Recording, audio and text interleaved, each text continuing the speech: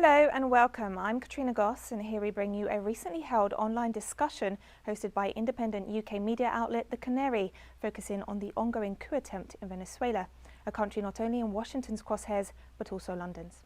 When Venezuelan opposition figure Juan Guaido proclaimed himself president in January 2019, the United Kingdom became one of the first countries to recognise him. Since then, it supported the overthrow of the Venezuelan government, setting up a secret reconstruction unit, freezing billions of dollars in gold and funding covert information operations. The following online discussion featured journalist Pablo Navarrete and Rachel Boothroyd in conversation with investigative journalist John McEvoy, who's exposed the UK's involvement in the ongoing coup attempt in Venezuela. Welcome, everybody, to this latest Canary Live. My name is Pablo Navarrete. And on behalf of the Canary, I welcome you this evening. I know that you should be joining us either on one of the Canary's social media channels, the YouTube, Facebook or Twitter, but also we are going live on a number of other Facebook pages, such as Hands Off Venezuela, Alborada, Venezuela Analysis, teleSUR English, and a number of others. So however you're joining us, welcome. We're delighted that you could join us for this, what promises to be a really informative talk on the UK government's attempts to essentially overthrow the Venezuelan government, support the US government's ongoing coup attempts in Venezuela. Joining us this evening, we have Rachel Boothroyd, who is a journalist who lived in Venezuela for more than 6 years. In fact, me and Rachel have worked together. Most recently in 2019, we traveled to Venezuela to make two 15-minute documentaries, The Other Venezuela and Defending the Revolution. You can watch these on YouTube. They're free to watch on YouTube and Facebook, where we were exploring the current political climate in the aftermath of Juan Guaido, this Venezuelan opposition person declaring himself president, something that the UK and the US and a number of other Western countries kind of accepted and promoted. So Rachel has been covering Venezuela for a number of years. So have I, for more than 10 years. Both of us have lots of experience covering Venezuela, and we'll be talking with an excellent journalist, John McEvoy, good friend, who has been at the forefront of exposing, really single-handed, the UK government's role in this ongoing coup attempt in Venezuela, to the surprise of no one who's been paying attention. His exposés have been met with silence in the British media. Most recently, he exposed, well, I'm not sure if it was the latest one, but one of his last exposés was about a secret unit the British government had created to sort of work the quote-unquote transition in Venezuela. So we're here. We have an hour, or just under an hour now, to talk with John about what he's been exposing, what he's been finding out about Boris Johnson and previous UK prime ministers and governments, the extent of their support for the US regime change agenda in Venezuela. I should say, so this, if you haven't come across the Canary before, the Canary is an independent British media website outfit that has John's articles. In fact, many of them, or most of them, I'd say, have appeared on the Canary, and it's been, at the forefront of sort of showing this kind of hidden story that the mainstream British media doesn't want to cover. So I would urge you to support the Canary. Independent media is needed now more than ever. I myself am also the founder, co-editor of Alborada, a portal on Latin America, in English, and you can check alborada.net if you want to know more. You're welcome to also support that portal. And also supporting this event is Venezuela Analysis, which Rachel is one of the editors of, the editorial collective. They're based in Venezuela, and they are really the best website covering developments in Venezuela from a kind of grassroots perspective. I myself lived in Venezuela in 2005 for a year and a half and contributed one or two articles to them. But I would urge anyone wanting to know more about Venezuela to check out Venezuela Analysis. So we've got about 55 minutes. We're going to be strict with the time. And before we enter into a discussion with John and he tells us what he's been finding out, we thought it would be useful for Rachel to provide a kind of a brief overview of US imperialism in Venezuela since 1999, when Hugo Chavez became the president of Venezuela following a landslide election victory. And this is really what transformed Venezuela's relations with the US and the region. And so Rachel's going to kind of give us that context, which I think is going to be really useful to better understand what John's been finding out. So over to you, Rachel. Great, thanks, Pablo. Thanks for the intro, and thanks to the Canary for allowing us this, space to have this important discussion. Like Pablo said, I'm just going to speak for like 5 to 10 minutes, just to give people a bit of context, really, as to why Venezuela is a target for imperialism. And the first thing that it's important to say is, of course, that Venezuela has absolutely massive oil reserves. So it actually has the largest oil reserves on the planet. And throughout the 20th century, various governments in Venezuela, including 2 dictatorships, had really cozy relationships with the US, often handing out concessions and contracts to foreign oil companies for drilling rights, really like sweets, and often in exchange for not very much. And like Pablo said, this all changed totally with the election of Hugo Chavez Frias in 1998. And at that point, though, Chavez wasn't talking openly about socialism. He was spouting some really progressive and radical stuff. So, for instance, at this point, he's talking about the tree of 3 roots, as kind of the background to his political thought, and the key to his political project. And these 3 figures of the tree of 3 roots were Ezequiel Zamora, Simon Rodriguez, and Simon Bolivar, who were all really anti-colonial, important historical figures in Venezuela. Of course, Simon Bolivar was who liberated large parts of Latin America from Spanish rule.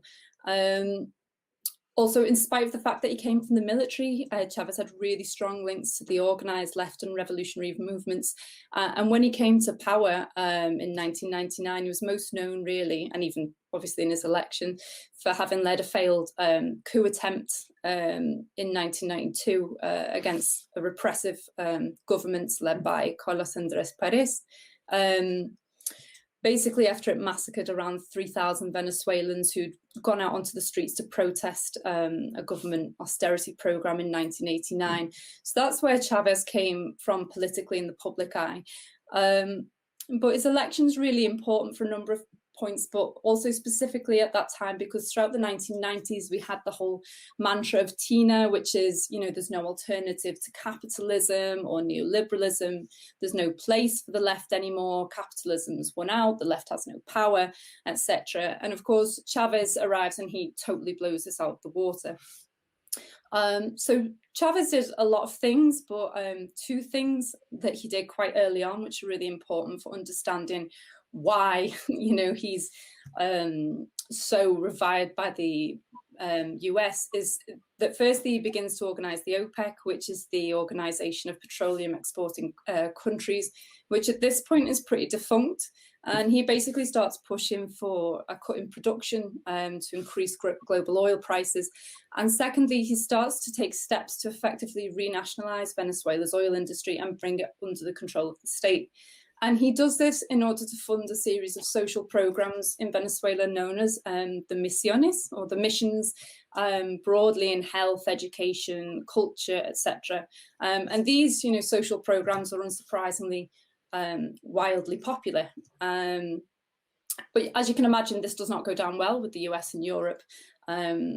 Chavez is not only an obstacle to their business as usual in Venezuela and oil exploitation there, but he's also the threat of a good example across Latin America and beyond, really. So obviously taking control over your own resources in a country is not an idea that the US wants to catch on. So pretty much since the word go, both the national oligarchy in Venezuela and the US are looking for a way to get rid of Chavez. And this culminates in an incredibly dramatic coup attempt against him in 2002, which is led by the opposition and high-ranking members of the military, and of course given the nod by the US. This coup is really only reversed thanks to the revolutionary action of the Venezuelan people, really, who marched on the presidential palace in their hundreds of thousands, surrounding the opposition until Chavez was eventually brought back, basically before opposition politicians were strung up from the nearest lamppost by the Venezuelan people. So this, this coup or attempted coup, it acts as like a counter-revolutionary whip. And by 2005, 2006, Chavez is really talking openly about socialism as the only way to save the planet and to save humankind.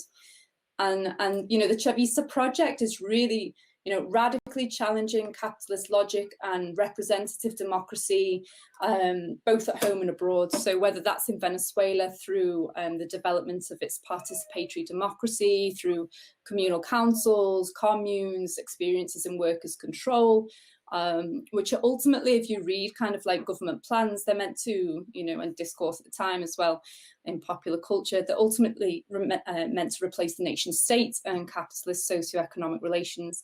And then internationally, Venezuela's also promoting organizations like the ALBA, which is the Bolivarian Alliance for the Peoples of Our Americas, which is promising kind of direct trade within Latin America instead of a free trade model, propagated by the US, in which the global South is, historically exploited by the global North. So, by this point at home, you should have caught onto the idea, the US does not like this, not one little bit.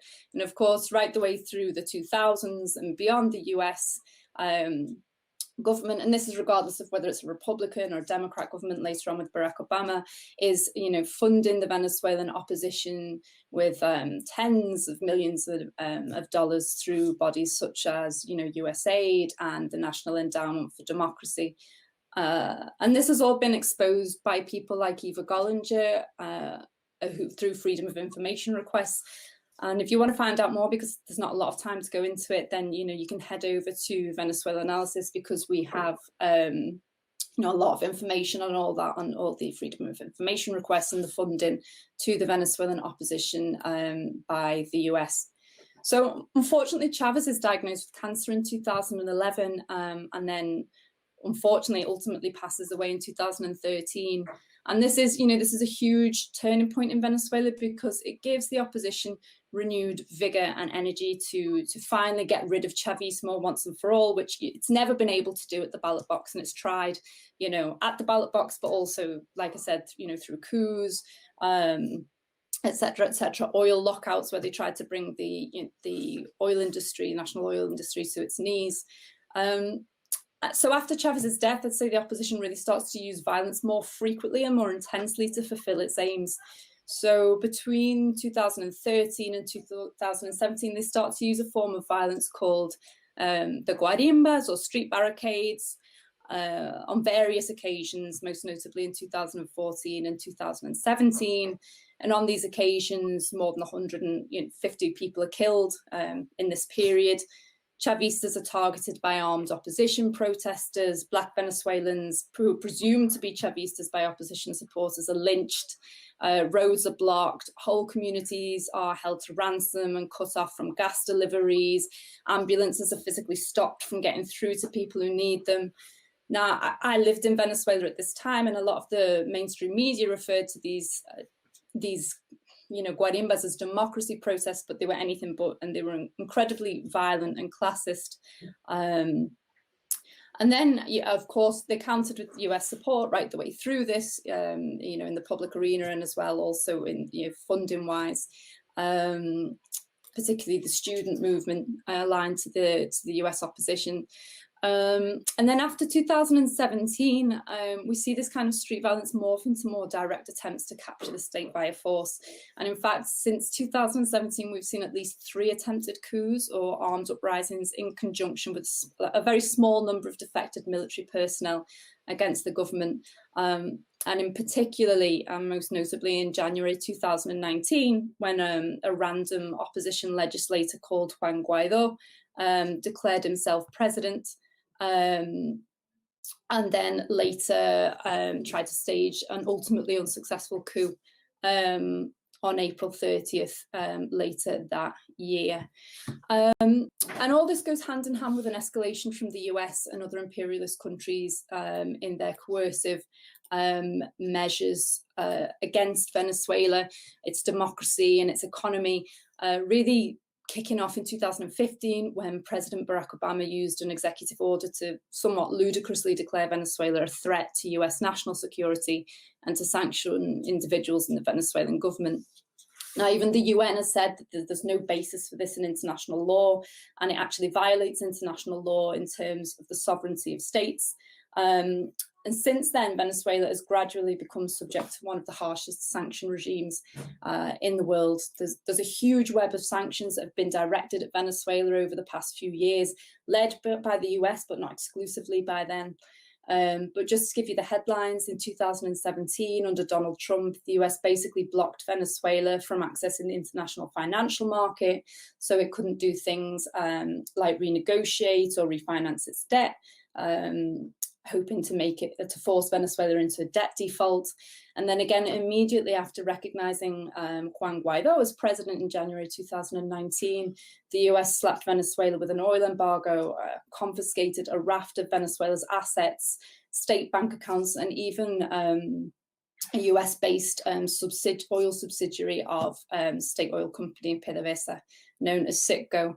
At this same time, the US has diverted $40 million in Central American aid to Guaido and the Venezuelan opposition, as well as millions of dollars in funds from frozen Venezuelan assets in the US. So just to round up, by 2019, Venezuela's economy is basically blacklisted. It really is totally under fire from imperialism. It can't sell its oil, which is the main source of its income. In fact, a report released recently by UN Special Rapporteur Alina Duhan stated that Venezuela is now living off just 1% of its pre-sanctions income, according to government figures. Obviously, with such a huge drop in its revenue and the impossibility of access to US state dollars, both thanks to the sanctions, it can't import necessary things like medicines, spare parts and chemicals for its oil industry. Because of this, there's a knock-on effect there's domestic fuel shortages, for instance, which affect food cultivation and transport. And the humanitarian fallout is absolutely, massive. This can't be understated. 40,000 people are calculated to have died. That was in a report by the CPR, the Centre for Economic Policy Research. But as many people have pointed out, that projection was made before 2019 when the harshest sanctions were imposed. And so the real number of casualties is probably far greater, especially as the country's now dealing with the fallout from COVID, which has been made so much more complicated by these sanctions. So that's kind of like a rundown. It was hard to fit it into such a small amount of time, and there's undoubtedly a lot that I've left out. But I've spoke a lot about the US's role in it all, and I think it'd be good if we could bring John in, because the UK's also, had a really key part in all this, and he's done some really good work in exposing that. We heard there from Rachel Boothroyd, a journalist who lived in Venezuela for years. She offered a general background to the situation in Venezuela and the Western attacks on its progressive government, including sanctions. Join us after this break when the discussion turns to the British role in destabilisation attempts in Venezuela, as revealed by investigative journalist John McEvoy.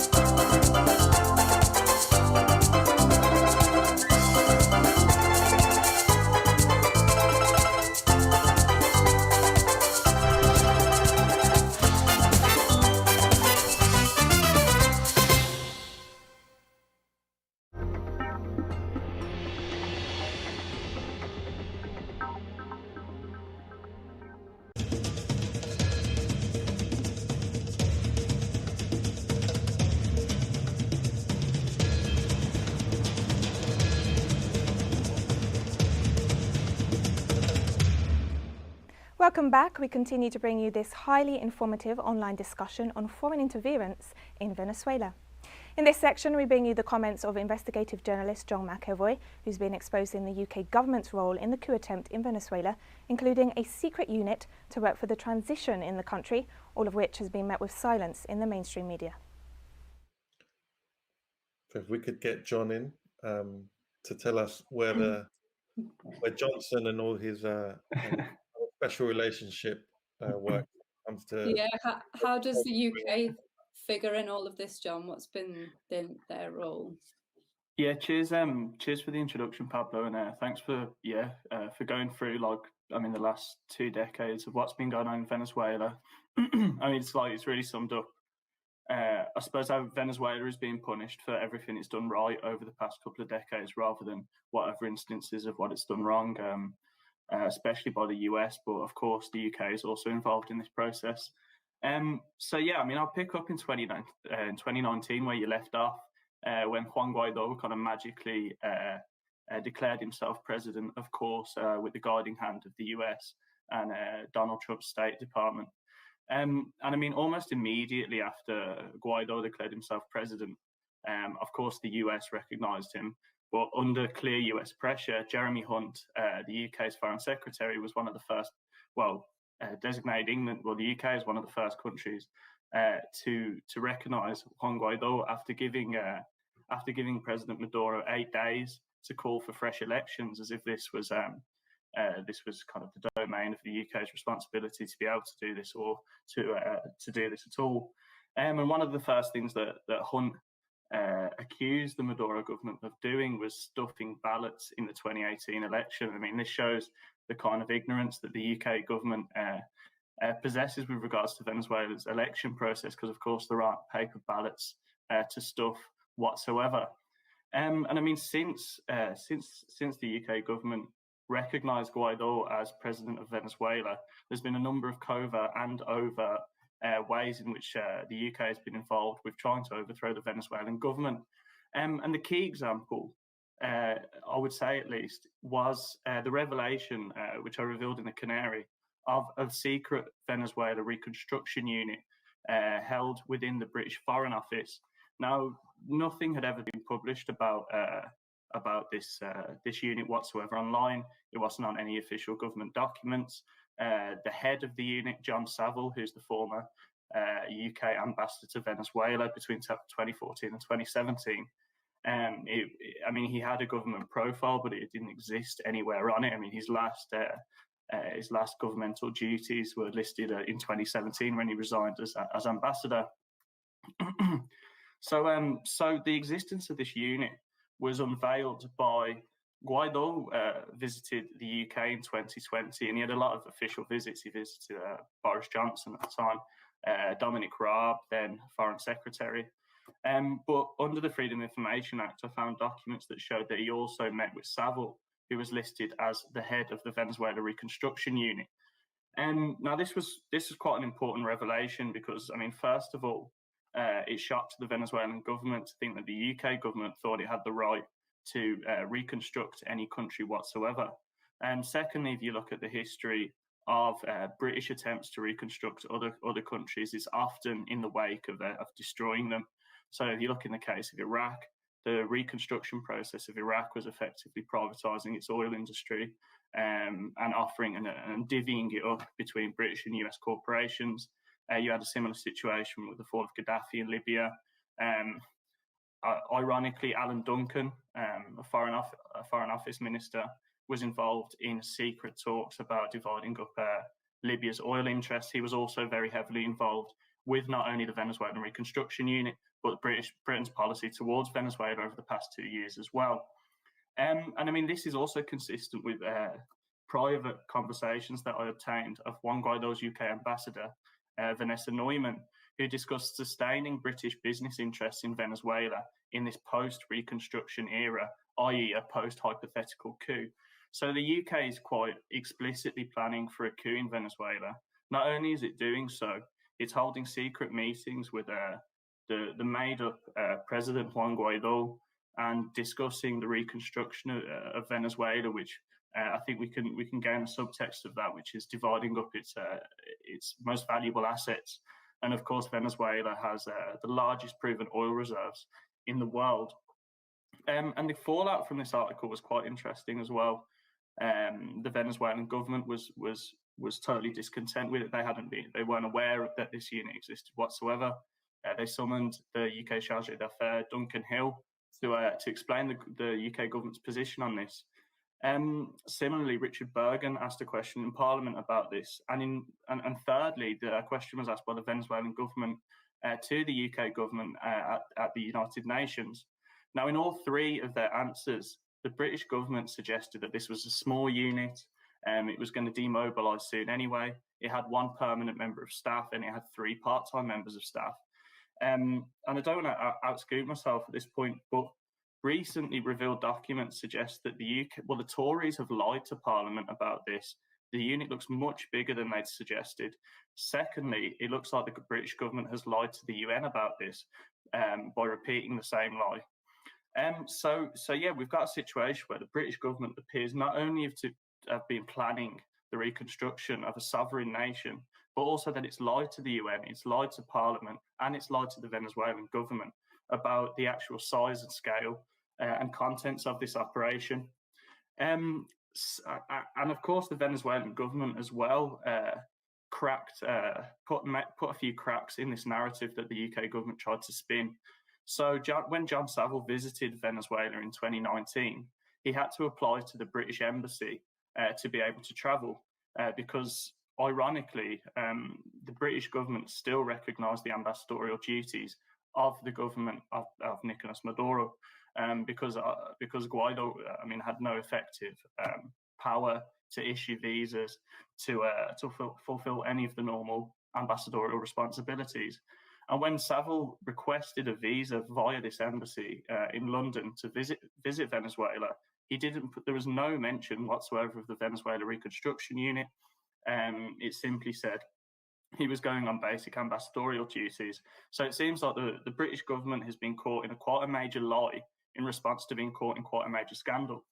But this isn't the only kind of form that the UK government is involved in Venezuela. As well as the Venezuela Reconstruction Unit, at Declassified UK, Matt Kennard, their head of investigations, and myself have shown how the British government has been sponsoring a number of kind of civil society organisations in Venezuela, all of which appear to be quite strongly against the Venezuelan government.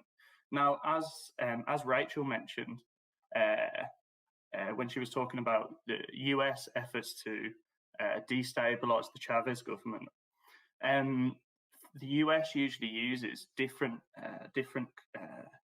kind of government-linked organisations such as the National Endowment for Democracy, USAID, the NRI, the Republican Institute, etc., etc.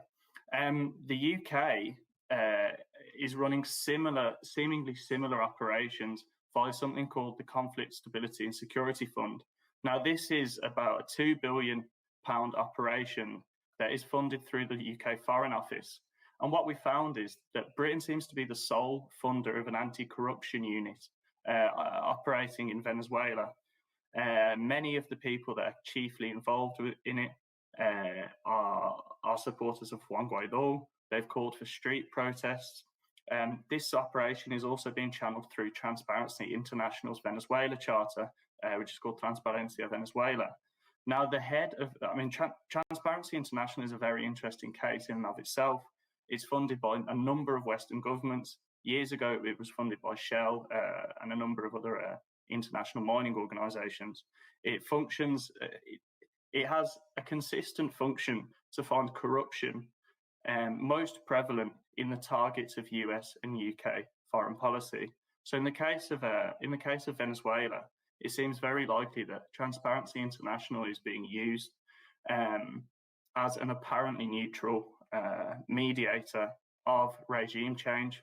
And this is quite interesting as well, because in response to a major corruption scandal about the Venezuelan opposition, whereby they've been embezzling massive amounts of humanitarian aid, that was designated to go to, people suffering on the Venezuelan border. And members of Juan Guaido's team had been embezzling it, had been using it for having parties and lavish hotels and fancy meals out while they were staying in Colombia. Now, who did the Venezuelan government contract in order to basically clean their name and wipe the slate clean over this scandal? Well, Transparency International was then used. They came in. They appeared to come in quite handy. They basically absolved all of the key actors of what they'd been accused of doing, even though the main people accusing them of doing so was actually Juan Guaido's ambassador in Colombia, Humberto Calderón. So we've got a consistent case of the British government here using civil society organisations that are apparently neutral to create to destabilise the Maduro government.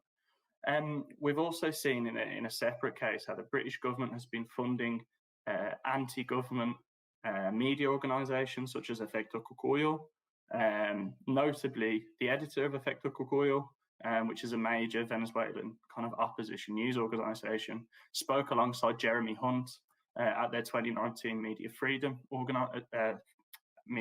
event. And another declassified UK article, this one was written by Molly Antigon Hall, showed how Conservative Party donors have a real vested interest in Guayana Esequibo, which is a contested territory between Venezuela and Guyana. So if Guyana managed to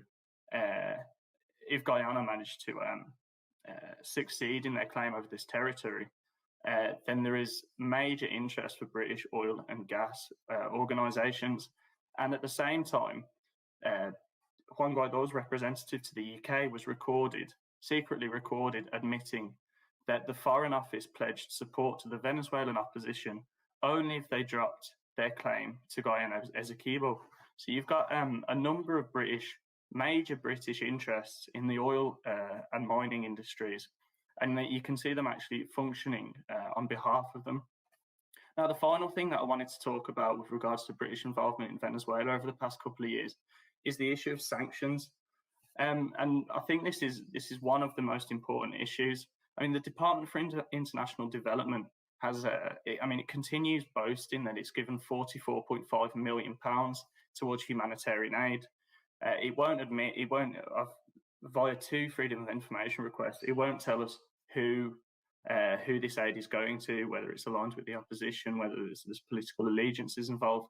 They won't say who it's going to, so we can't actually check if this is indeed humanitarian aid or going towards civil society organisations again. However, it keeps bragging that it's given this 44.5 million. However, at the same time, and once again under US pressure, the British government pressured the Bank of England to freeze roughly $2 billion worth of Venezuelan gold. In the Times, Jeremy Hunt admitted, according to former NSA chief John Bolton, that he was delighted to pressure the Bank of England to freeze this amount of gold. And in the Times since, the UN Special Rapporteur on the negative impact of unilateral coercive sanctions or measures on human rights has explicitly instructed the British government to release this gold so that the Venezuelan government can respond to the COVID emergency. She explicitly said that freezing funds, both as large as this, are directly impeding the Venezuelan government from responding both to the coronavirus crisis, but from also importing food and medicine. There's about 90,000 people that are lacking HIV medicine. A lot of people are totally incapable of. Well, a lot of the Venezuelan government is incapable of importing a lot of really necessary medicine at the moment. So, you've got a situation here where the UN is explicitly asking the British government not to starve or not to allow die what could be in the numbers of tens, if not hundreds of thousands of Venezuelans. And the British government, of course, totally ignored this. So, there's there's kind of a hybrid war going on at the moment against Venezuela. Of course, the US is the main culprit. However, the British government is much more involved than any of the mainstream media has allowed people to understand or to know about. It's not just sanctions. There's secret efforts within the Foreign Office, and a lot of it, as declassified as the Canary and a small number of other outlets have shown, is involved with oil and mining interests. And we're going to take a final break now, but join us again in a few moments when we bring you the final discussion and the response to questions from those viewing this online event. Stay tuned.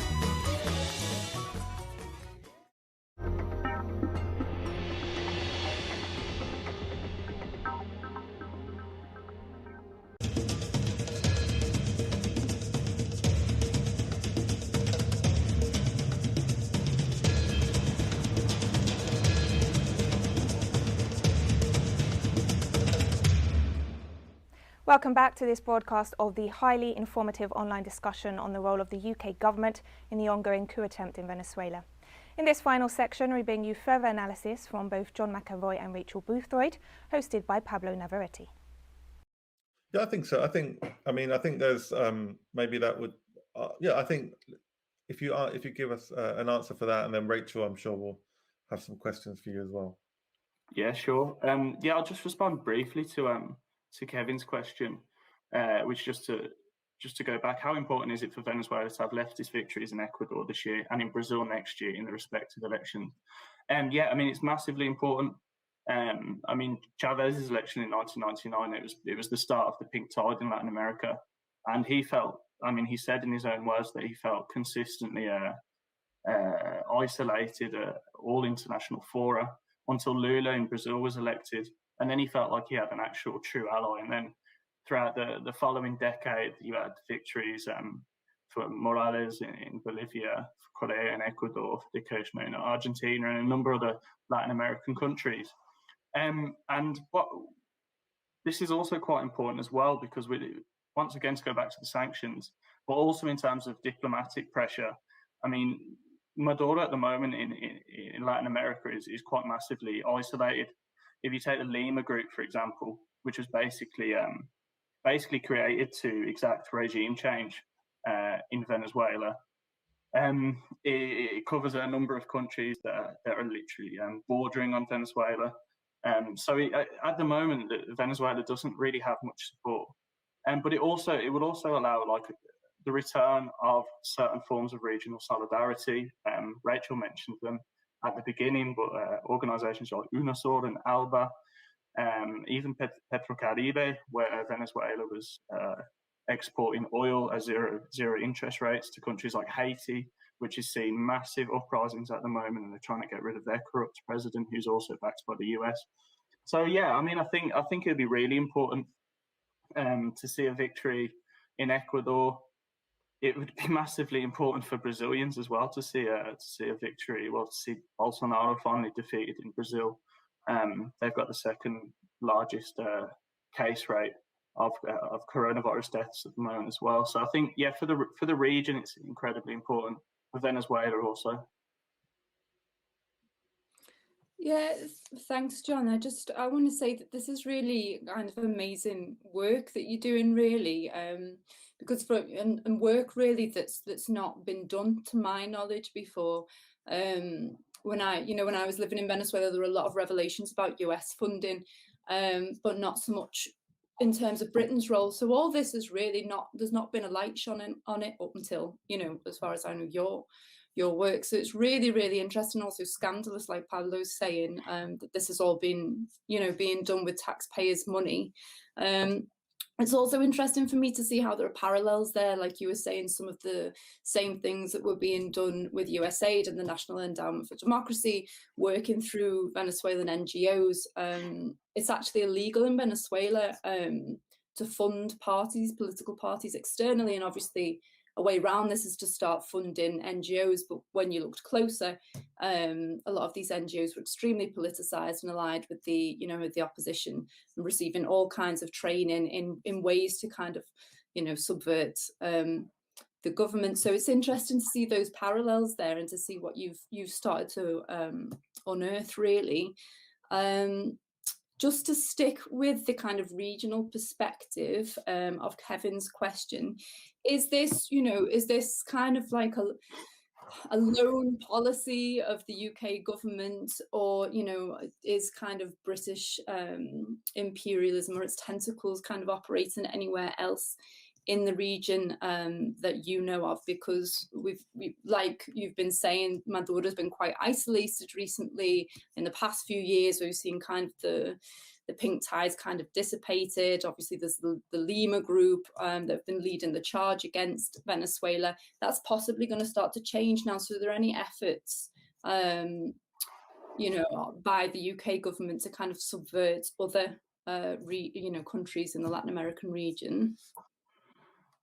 Yeah, it's a really good question, and I mean it's an area of interest that is certainly rising at the moment. There wasn't so much before.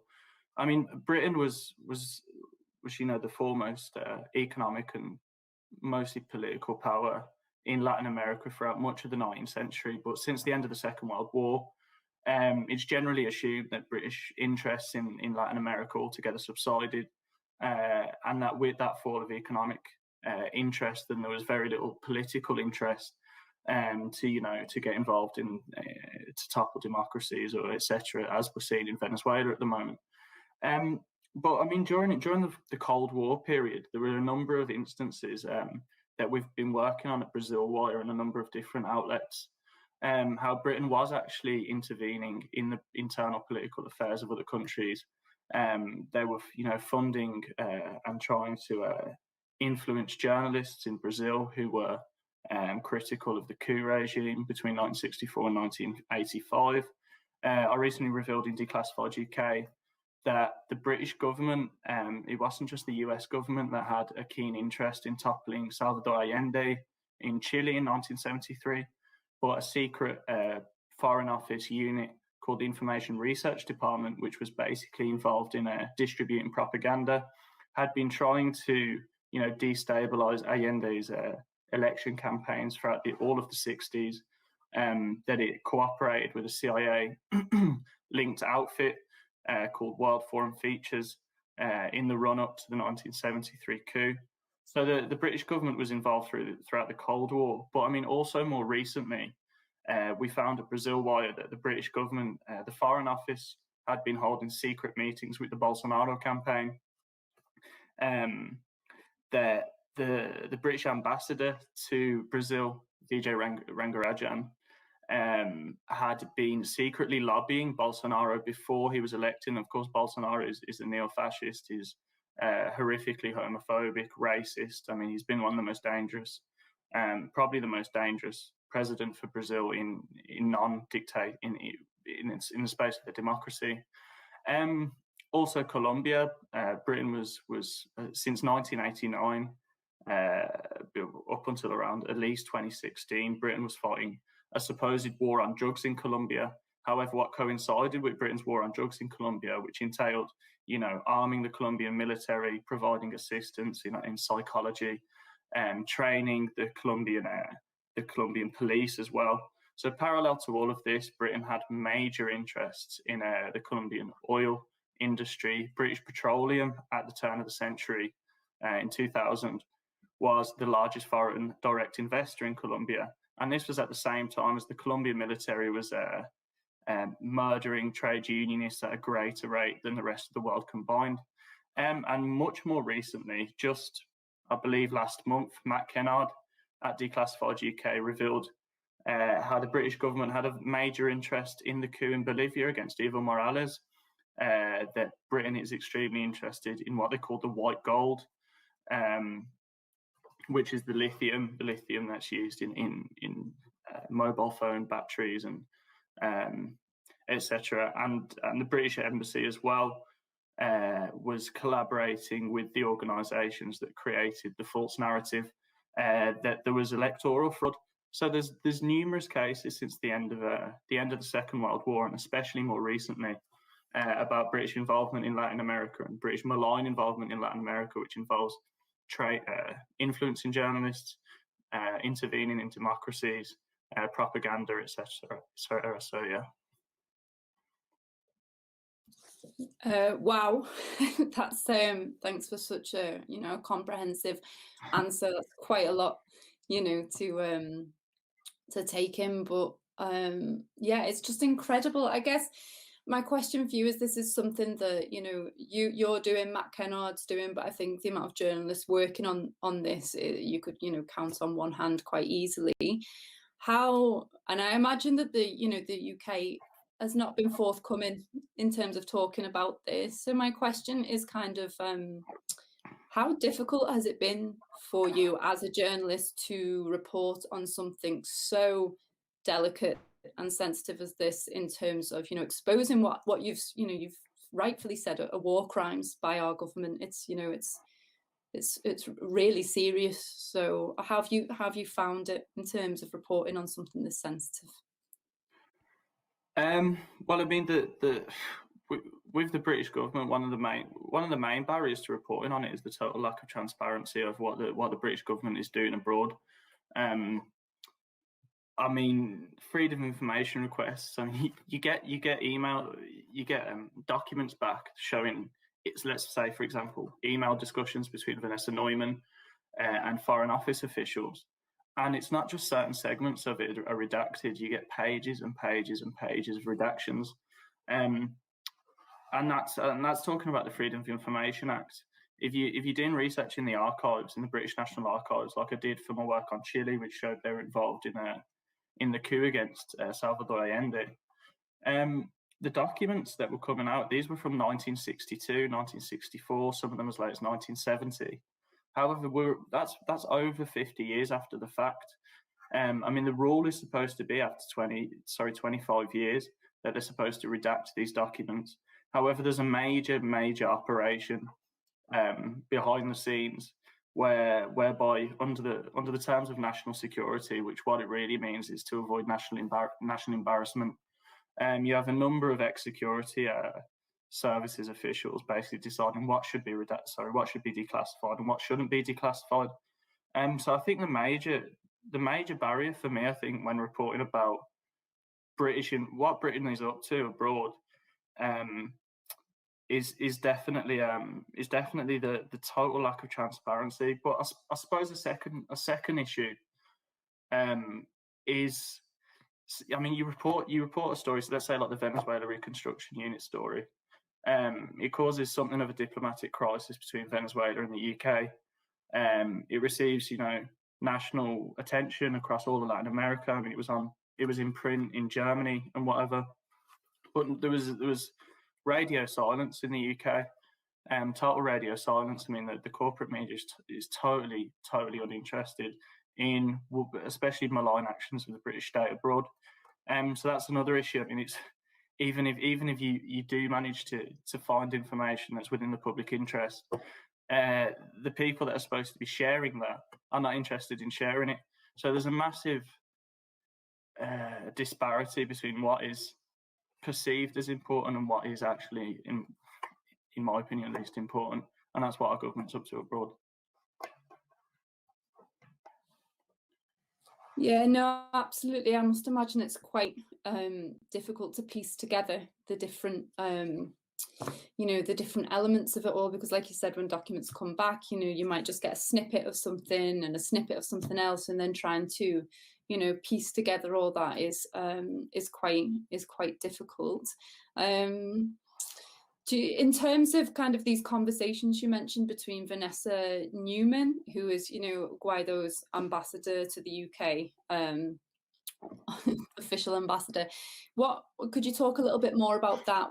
I mean, I know a lot of it was redacted, but is there any significance there? What can we infer from that? Yeah, I mean, Vanessa Neumann's certainly an interesting character. I mean, she resigned, I believe, about 4 months ago. Once it was incredibly clear that Guaido is a lost bet. Her and a number of others decided to resign. I mean, she was quite frank about it in a resignation. Actually, she basically said that she doesn't think he's the apt person to lead the Venezuelan opposition anymore, which it's incredible she ever thought she was, given only 20% of Venezuelans knew who he was when he declared himself president. But nonetheless, to talk a little bit about who she is, because I mean, I think it's quite important to, I suppose, discuss who Guaido's kind of chief lobbyists in various countries were. And of course, there was a lot of work on Carlos Vecchio in the US, who was a former Exxon. He formerly worked for Exxon, the massive oil organization. And I mean, Vanessa Neumann is quite similar. She used to be an oil lobbyist. I mean, Ben Norton, who writes for The Grey Zone, described her as cartoonishly elite. She comes from the Venezuelan oligarchy. I believe her granddad, Hans Neumann, was the owner of a major company in Venezuela. He then became the major shareholder in a company called Mustique Holdings. Now Mustique, that meant that he was the majority shareholder of a tropical island, where Vanessa Neumann then went to live, I believe, with her former husband, Mick Jagger. But I mean, on the political, so I mean, you get the kind of idea of a socio-economic background, extremely establishment, went to prestige schools in the US, is not representative of the average Venezuelan whatsoever. I mean, she only lived the first decade of her life in the country anyway. However, on the political front, I mean, she's been one of the foremost people calling for a coup. I mean, she told former CIA director Mike Pompeo at an Aspen Security Conference that the people are affected, something to the effect of the people are asking for liberation. Please, when are you going to save us? She said the same. She went, "We want Britain to help liberate us from tyranny." You could say there is a wonderful post-Brexit opportunity for Britain. And she's one of the key people pushing the narrative that Maduro is some transnational drug trafficker. At the same time as she was, she worked with demobilized Colombian paramilitary. So there's this total disconnect between, reality and what's going on. And of course, I don't believe there's much intention to actually reflect reality whatsoever. She's very much aware, as a former oil lobbyist, that there's major interests in Venezuela that she can unlock for her friends. And I mean, to go into I mean, last year she threatened myself and a number of other journalists, saying, well, it was written on her corporate Twitter account, so she has a minor bit of plausible deniability about it. But she shared a tweet saying "Death to Maduro." I shared it, and a number of other people shared it. Then from a corporate Twitter account the next morning, there was this absurd claim that we were part of a transnational criminal network with a price on your head. Which is quite a serious thing to say, but at the same time, that from her it's simply laughable. So yeah, I mean, she's a very interesting and colourful character. She's from the Venezuelan elite. She pretends that she's representative of the ordinary Venezuelan, but her background suggests that she's simply interested in reaping profits from a coup. Yeah, I mean, you say she's laughable, but it sounds like, our government has been, taking it very seriously. She's been kind of leading negotiations between Guaido and the British government. So, we might find her laughable in a way, and, she certainly is, but it's, it's pretty unbelievable that, she's been that kind of connected to the UK government, really. I don't know if we have to start wrapping up now, because it's 7:27, so it looks like we've got a few minutes remaining. 5 minutes remaining, I'm being told. So John, if I could get your thoughts on, just before we finish up, is there anything we can do to kind of hold our government and the and our press, really, the liberal press, to account? What can we be doing to kind of force this into the public narrative? Obviously sharing your articles and following the Canary as much as possible, but is there anything else that we can be doing?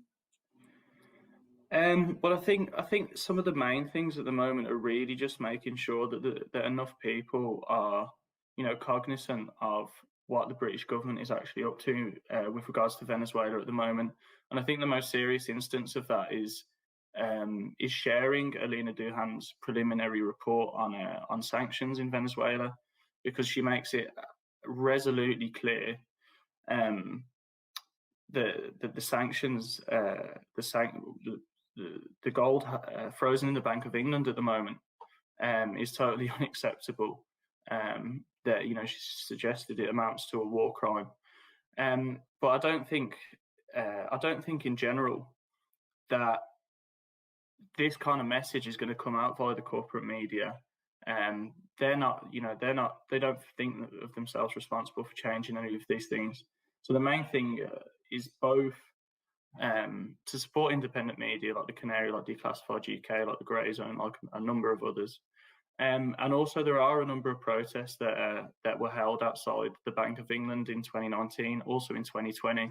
So I'd say follow groups like Venezuela Solidarity Committee, because then you can find out when you can actually put on some, direct pressure on the government.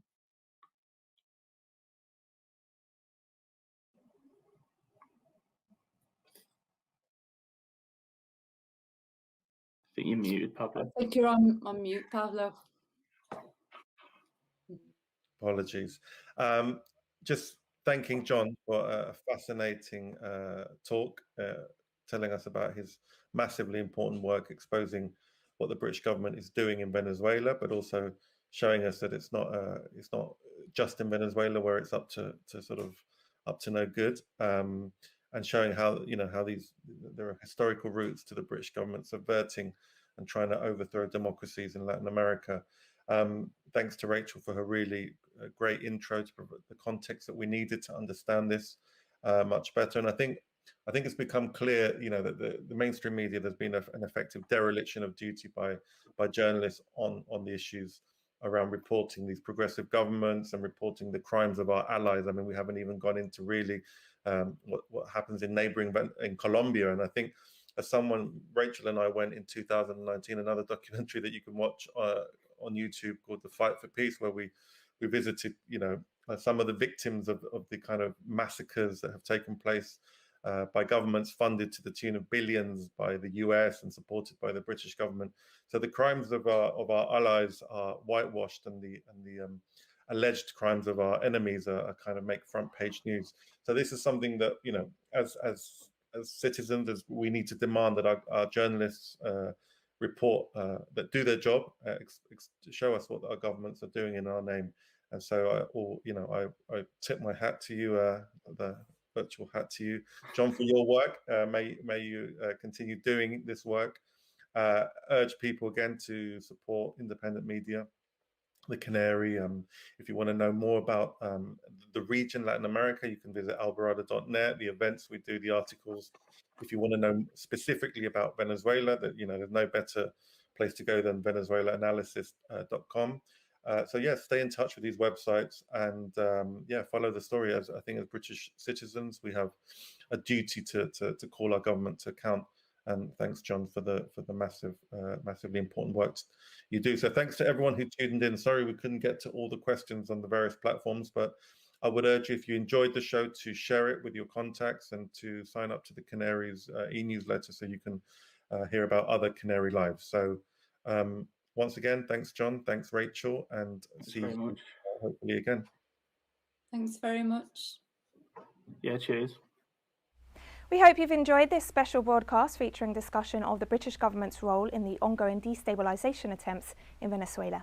We invite you to follow us on our website, telesurenglish.net, and our social media pages, where you can find all the latest news from the Global South. For teleSUR English, I'm Katrina Goss, and thank you for joining us.